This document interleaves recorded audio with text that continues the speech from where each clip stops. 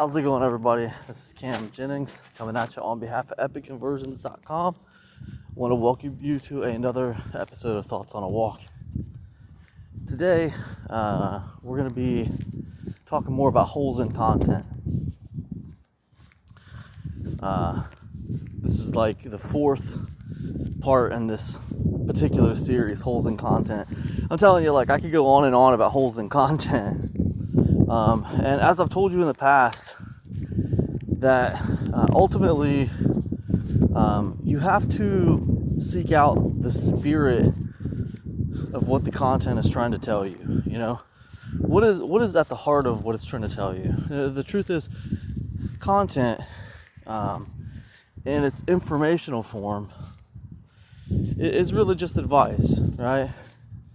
You take a video like this one, for example, that you're watching. Maybe there's a small amount of entertainment value in this.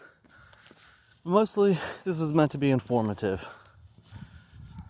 So, when we think about holes in content, in a lot of ways, we're talking about holes in advice. Well, if you look at any piece of advice close enough, you're going to find holes in it. I tell you what, I personally think that you should examine and cross-examine content. You should seek out the holes in the advice. The reason why is because when you find the holes in the advice, it's going to help you start to better understand what the point of the advice was. What is the spirit of that advice?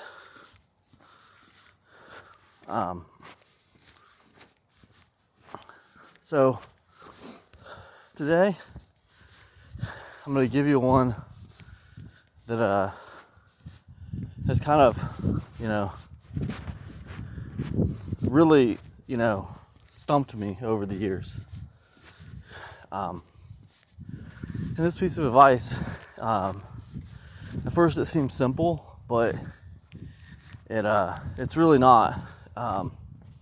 So that being said, let me give it to you through some context. Let me give you an example. Okay, so sometimes I watch this YouTuber, Casey Neistat. He does a good job on his YouTube videos and, his vlog style videos or whatever. I think he does a pretty good job on them. He did this one not too long ago, and in that video he was talking about how, he got in a moped accident 17 years ago, and the doctors had to replace his femur bone. That's the big bone in your leg, pretty much the biggest bone in your body. Doctors had to replace that with titanium rods. They had to rebuild that for him. And the doctor said he's going to be okay. But, he's never going to run again.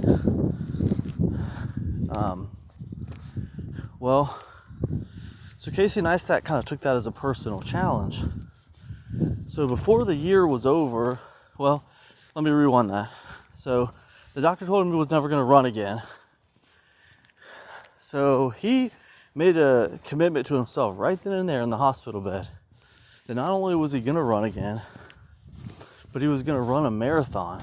And not only was he going to run a marathon, he was going to run a marathon in less than 3 hours, which is a very fast pace for a 26.2 mile race. It means he had to keep a pace of about 6 minutes and 50 seconds a mile. It's pretty fast, to keep that pace for 23 miles. Anyways,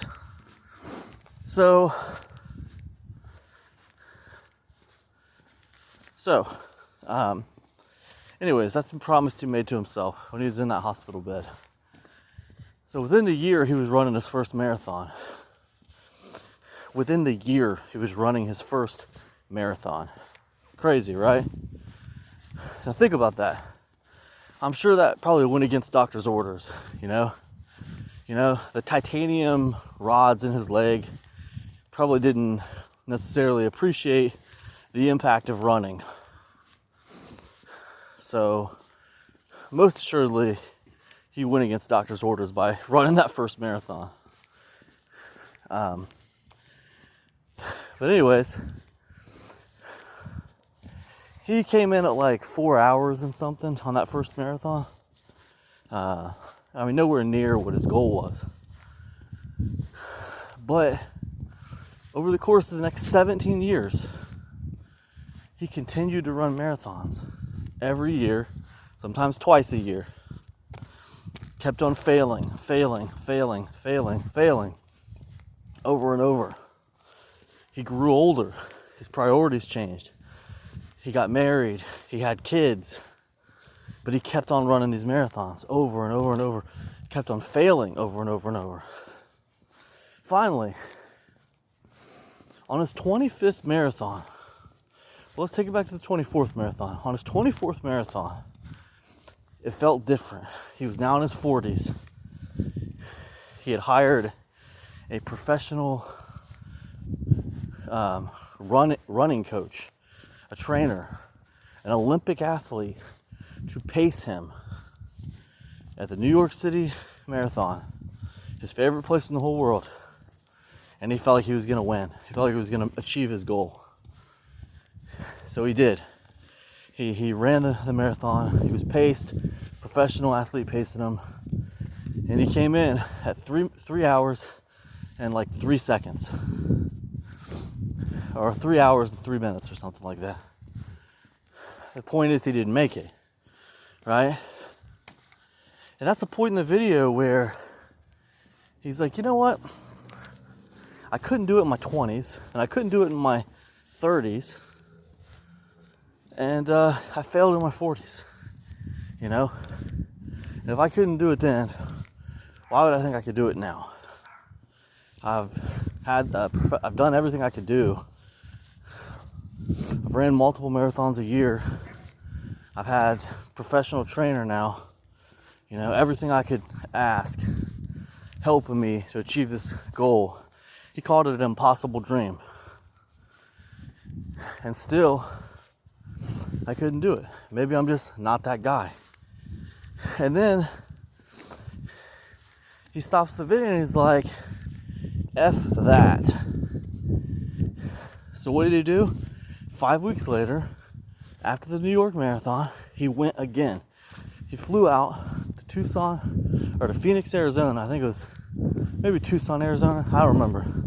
Flew out to Arizona 5 weeks after that marathon, ran another marathon with his Olympic athlete personal trainer pacing him. And guess what? He did it. He achieved what he set out to do. He came in at 2 hours, 57 minutes. And it was an awesome video. It was awesome. So like the moral of that video is don't give up. Never give up on your dreams. Even if they're impossible, never give up. Okay. Pretty cool story, right? Pretty cool story. And you walk away from that video and you think, hey, that's super motivating. I'm never going to give up on my dreams. Now the very next video, Casey Neistat tells a story about like the director who directed the new Roadhouse movie. Same guy who directed Swingers, big time director. This guy's, very successful movie director. Casey Neistat just happens to know him. So he goes to his studio, he talks to him, and he tells his story about why he is boycotting the new Roadhouse movie that he directed. Why is he boycotting his own movie? The movie's set to premiere at South by Southwest Festival. He's boycotting it. Why? Because Amazon is not going to debut it at a movie theater the way he thought it was supposed to be done. Amazon's taking it direct to Amazon Prime. And this director, in his viewpoint, they're using his movie to sell toilet paper. Because, you know, people sign up for Amazon Prime for not just movies, but they sign up for Amazon Prime for free shipping to buy stuff. So he's boycotting his own movie. But he's telling the story to Casey Neistat and everything, you know? And he's fighting the fight, you know? The same way in the last video, Casey Neistat was fighting that fight with the marathon. However, 3/4 through the video, you know, the scene cuts to a plane, private plane, because this guy's very successful. He's got his own private plane. He's got a pilot's license. He's flying. And they're flying where? To South by Southwest Music Festival. Why? Because he's going to attend his movie premiere that he said he was going to boycott. So Casey's like, you know, what are you doing? I thought you said you were going to not attend this. I thought you were boycotting your own movie. And this guy's like, here's the thing. I fought. I did everything I could do to make this appear in the theaters, but it's not going to, you know? And this premiere at South by Southwest, it's literally the only time that this movie is going to appear in the theaters. All the cast and crew are going to be there to watch it. It's the premiere. And I'm not going to not be at my own movie premiere supporting all the cast and crew who worked on this project. I have to go, you know? I just can't not go. So the moral of his story was, he said, look, I fought. I did everything I could possibly do, but I lost. You know, I lost. So, you know, let's do what I can do. Let's move on. That was his point. And you know, that point sounded so right and so perfect, the way he described it in the video. And you know, the thing is, Casey Neistat, it's his video. He directed it. And it's like every video has a point, you know? So when you think about those two videos, their points are in direct odds with each other. The one video was about an impossible dream. Trying to achieve something for 17 years, not able to do it. And then finally at the last second, you were able to accomplish it. All because you didn't give up. The second video, the message is, hey, sometimes you have to accept defeat and move on. Right? Those are two very different messages. From the same guy, you know, two different messages, two different philosophies. Which one is right? Should you live by the philosophy of never give up? Or should you live by the philosophy of sometimes you need to accept defeat and move on with your life? Two very different philosophies. Now, if you're like a lot of people, you're going to come to this conclusion of,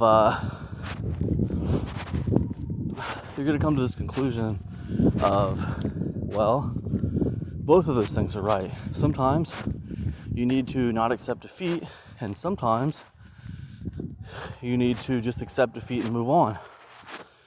Which, let's be honest, that's a cop-out answer. It's true. Maybe it's true, but it is a cop-out answer. It doesn't really answer the question. It leaves one question with another question. Because before you were asking, which philosophy do I live by? Never give up, or sometimes it's okay to accept defeat and move on. Now, the question becomes, when should I not give up? And when should I accept defeat and move on? So that's why it's kind of a cop-out answer. It just replaces one question with another one. So that's two videos on the same YouTube channel, two completely different philosophies. And some would say, hey, that's like holes in advice, you know? How can you publish one video that sends out the message, never give up, and then right after that, you publish another video that sends out the message, hey, Sometimes you gotta accept defeat and move on. That's holes in advice. That's holes in content. The truth is, yeah, both of those things are correct. There is no one size fits all philosophy, okay? Sometimes it's important that you don't give up. Sometimes it's important that you refuse to surrender. Neistat spent 17 years trying to run a marathon in under 3 hours. There was literally no real point to it. Nobody else cared about it. It was like his hobby. It didn't pay him. He wasn't a professional runner. It was just a hobby. But to him, it was more than a hobby. To him, it was an impossible dream. And it took him 17 years to accomplish it. But you know, if he would have gave up in New York when things felt different, when he thought for sure, you know, the birds are singing, the sun's shining, I feel like I'm in my tip-top shape, tip-top form, I have an Olympic trainer pacing me, everything was right. Imagine the crisis of faith that a 42-year-old guy might have when he has all that stuff and he still fails. Imagine the crisis of faith. I mean, the amount of, you know, willpower and determination to get back up and 5 weeks later fly out to Tucson, Arizona and to do it again. It's like amazing to me. But then, you know, what about the guy who, imagine if he didn't do that. Imagine if he let it go. He's like, you know what? I'm in my 40s now. I couldn't do it in my 20s. I couldn't do it in my 30s. Here I am wasting money on this. In my 40s, I have a family. You know, what am I doing? You know, my goals have changed. My priorities have changed. The guy goes back and he focuses on being a good parent, good dad to his kids. Most people would see that as a fail. It's not really a fail. The guy's priorities have changed. It's really a success. Even if you look at it like, hey, this guy sacrificed for his family, you know? Now being a good dad to his family is more important than spending all his time training for marathons and, you know, flying all over the country, being away from his family. If you look at it in that lens, he makes a great sacrifice. And it's a success. Most people don't see it that way. Most people see it as a fail. Anyways, the point is, and I'm kind of rambling on, those are two different philosophies. Each of them sound great. Each of them shoot a hole in the foot of the other one. And you're left wondering, which one is the right philosophy to live by? You probably come to the conclusion that neither is the right one, and they're both right. And sometimes they're both wrong. It's probably the conclusion you come to. Sometimes you have to refuse to quit. Sometimes you need to accept defeat. The trick is when to do which. And the truth is, you know, I don't have an answer for you. I believe that the truth is you have to go with what your heart tells you. If you're asking if it's time to move on, there's a chance, you know, I had a discussion with my wife about this actually, and just to get her viewpoints on it, and she felt like if you're asking when it's time to move on and do something different, then that hesitation is telling you that it's not time to move on. You need to keep fighting. But if you're not asking when to move on, then obviously you need to keep fighting. The only time that it would be appropriate to give up and accept defeat is if you already know in your heart that this fight is done. If you're questioning it, you should keep fighting. If you still believe in it and you're not questioning it, then of course you keep fighting. And if you're not questioning it at all, and you just know in your heart it's time to give up, then it's time to give up. That's philosophies from my wife. Me, I think that's a pretty good little paint by numbers system. But I also know we're dealing with a deep subject here. And I know that, like, it's just not always that simple for people. There's no cut and dry answer. The truth is, every situation is going to be different, you know. And, you have to decide, whether it's time to move on or it's time to keep fighting. Only you can make the decision. And you'll have to live with the consequences no matter what you decide. I have another story to talk about with this one, but I'm going to save it for our next episode, So anyways, let's go ahead and wrap this one up. I hope this is helpful to you in some way. If this content resonates with you, be sure to get over to epicconversions.com, sign up for my email newsletter. It's free, and I'll see you in the inbox. Peace now.